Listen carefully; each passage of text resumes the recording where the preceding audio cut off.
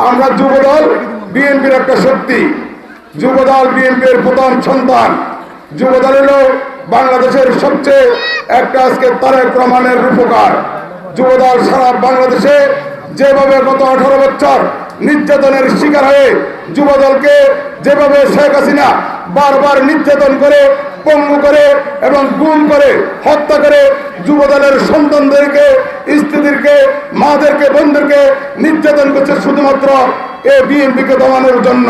সুতরাং যুবদলকে শেখ হাসিনা যাতে দমাতে পারে নাই, ওই কারণে শেখ হাসিনা এদের ছেড়ে পালিয়ে যেতে হয়েছে। আজকে দেখেন 13 তারিখ নামে যে বাংলাদেশের যে অন্যায় অপরাধ করতেছে, যে গাড়িগুলোতে তারা আগুন লাগাইতেছে, তারা সবাই বিদেশে বসে বসে নির্দেশ দিতেছে আর এখানে কাজ করছেন।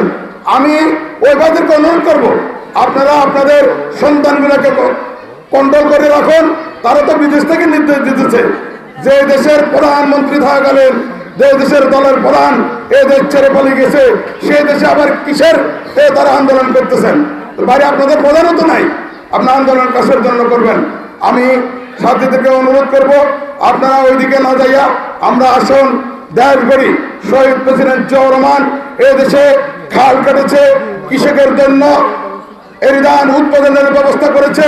আজকে দেখেন সারা বাংলাদেশে একমাত্র তারেক রহমানের দল, জিয়াউর রহমানের দল, নেত্রী খালেদা জিয়ার দল আপনাদের মাঝে যেই উৎসাহ উদ্দীপনা দিয়েছে আর কেউ দিতে পারবে না।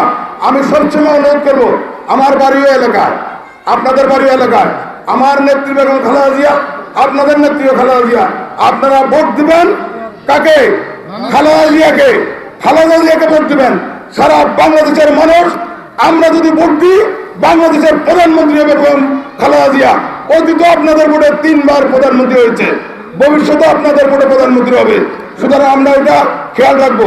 আমরা ভোট দিলে হবে না, আমার মা ভোট দিতে হবে, আমার বোন ভোট দিতে হবে, আমার ভাবি ভোট দিতে হবে, আমার শাশুড়া ভোট দিতে হবে, আমার খালারা ভোট দিতে হবে। ভোট আমাদের অধিকার।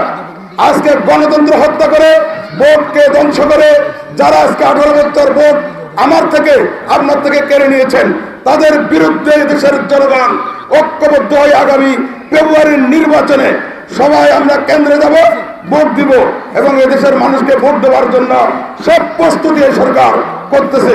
যত রঙের বাধা দেন, ওই বাধাকারী কখনো রাস্তা আসবে না। বাধাকারী ঘরে আছে, ঘরে থাকবে। জুলুমকারী তারা এদেশের মানুষ তাদেরকে আর পছন্দ করে না। ওরা এদেশের মানুষের নির্যাতন করছে। এই আমি দেখছি এলাকায় সন্ত্রাস, হারুন বারবার এই এলাকায় এসে বিভিন্ন অপরাধগুলো করে গেছেন। আজকে বিজয় এলাকার যত অন্যায় অপরাধগুলো করেছে, তারা আজকে কোথায়? একজন এলাকাতে নাই। আমরা আছি, আমরা থাকবো, আমরা আপনাদের